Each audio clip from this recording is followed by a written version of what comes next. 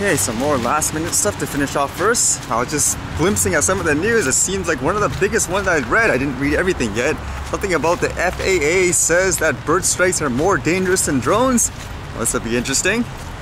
But one quick story I read about the drones that was kind of interesting. It says Amazon has a patent for the drones where if I guess in a situation it's going to crash or something bad's going to happen, it can actually dismantle itself. It says here, Amazon drone would dismantle itself in sky, rain down parts.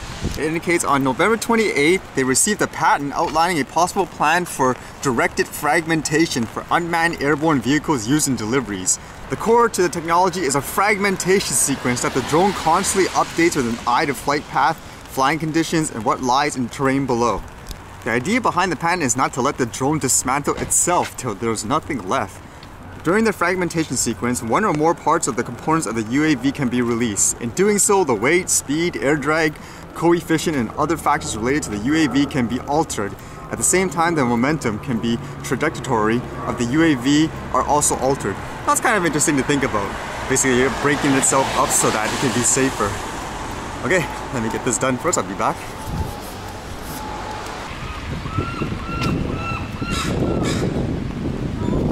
Alright, that's all done. It is raining though, so probably won't get to fly today, unfortunately, unless all of a sudden it clears up.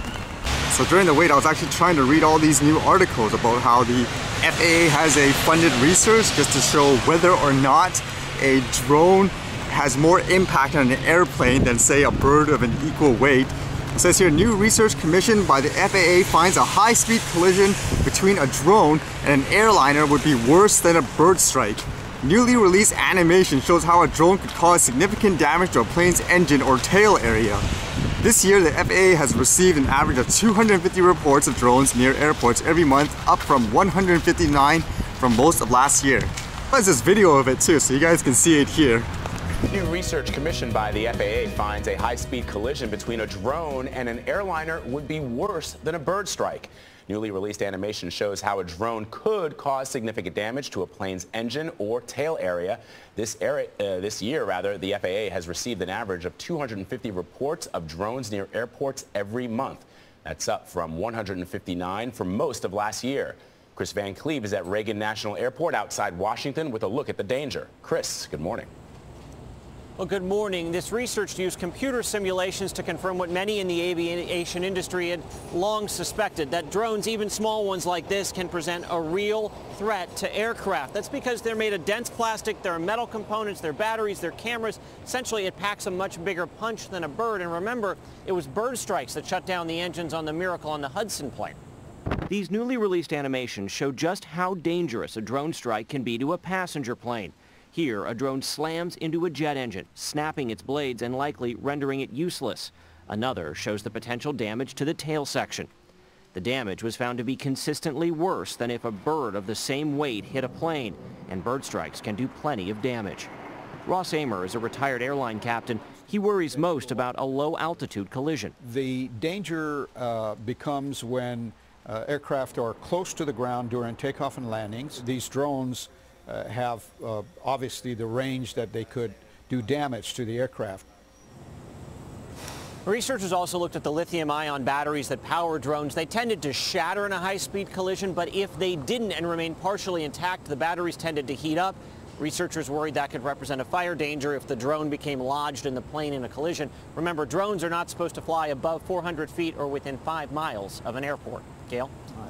Very key word there, supposed to. Thank you very much, Chris. This is one of my biggest fears, guys. There are a lot of responsible drone owners, but all you need is one person to screw it up for everybody else. And if an accident happens, all they can say is sorry. But I'm really very afraid about this. I agree. So from what I gather, it's mostly a negative piece in the sense of saying, told you so, those drones are dangerous. And what made me kind of think too is how they're using examples, how drones collided with this as an incident of that, and they mentioned the one here in Canada, which, as you guys may know, they still didn't even fully research or investigate whether or not it was an actual drone or not. I actually did find one point with the lithium battery kind of interesting. It says here, researchers also found the drone's lithium-ion battery tended to shatter in high-impact collisions, but in cases where it remained even partially intact, those batteries started to heat up, raising the potential for a fire danger if a damaged battery were to get lodged in a plane after a collision. It actually made me wonder if people are going to use that as a note as well, because I know here anyways, one of the narrative is it has a battery, it's going to blow up and cause the whole, you know, airplane engine to cause on fire and everything like that. I wonder if people are going to start using that as a reason to say, again, the drone is way more dangerous. And I'm trying to think overall, I mean, to me personally, I wouldn't doubt, or I don't even think that's the argument, is it? With like a drone flyer saying this drone can't necessarily do damage to this and that. It's more about what are the odds of that happening based on real life circumstance, and should it affect everyone, for example, that's flying a, let's just say here, 250-gram drone. That versus maybe an equal bird of size would be more dangerous, like they say, with the batteries and stuff, but what are the odds of a 250-gram drone flying up in the air that high, for example? You could argue, for example, a toothpick could poke someone's eye out in a really deadly way if it shot out through a cannon, like at a really fast speed. Yeah, but to compare it, for example, to a knife or something else, like, you know, that's equally big, to say that's a weapon as well, that's a little ridiculous. That's what I think the perspective should be more about. I guess what this does provide though, is because a lot of people often use theories as to whether or not the drone or say the bird is more deadly, so at least this gives you some kind of research to go by. But for me, I always wonder whether or not stuff like this is factually accurate in terms of how people use it in everyday life. Or again, for example, what is the odd of a 250-gram drone, let's just say, fly way up there, causing like the same type of damage kind of expressed in that report? I was reading another report here, this kind of dives into what I was talking about, of whether or not, okay, even if that's the case, what are the odds of it, you know, for example, happening in real life? It says here, Oliveres, who is director of crash dynamics at Wichita State's National Institute for Aviation Research, said it didn't appear that any of the impacts from a 2.7-pound quadcopter or a 4-pound fixed wing model would prove catastrophic to airplanes. But both models were capable of causing severe damage, defined as penetrating the fuselage, if that's right, and damaging an aircraft's internal structure. Actually thinking about that too, there's kind of two completely different perspectives there. Like in the first report anyways, in my interpretation, I see it, it's kind of like, if it crashes, then yeah, the thing can crash, it's completely deadly. Whereas this one's kind of implying more, it can cause extreme damage and all that, but not necessarily like it'll blow up immediately, that kind of narrative. Like, which one would you incline to believe if you read reports like this? Another thing I thought was kind of interesting to think about, it said here in terms of trying to make drones safer, they were suggesting manufacturers should put something in a drone where if it sees an airplane, then I guess it'll stop or whatever, it'll go away. And it makes me think how in practicality that sounds good on paper. Maybe it won't work as intended in many ways. So I would imagine there for an obstacle detection, it would be more about shape, correct?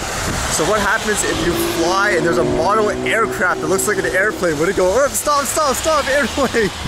Just like a personal example of that, the obstacle detection not being 100% accurate or as intended.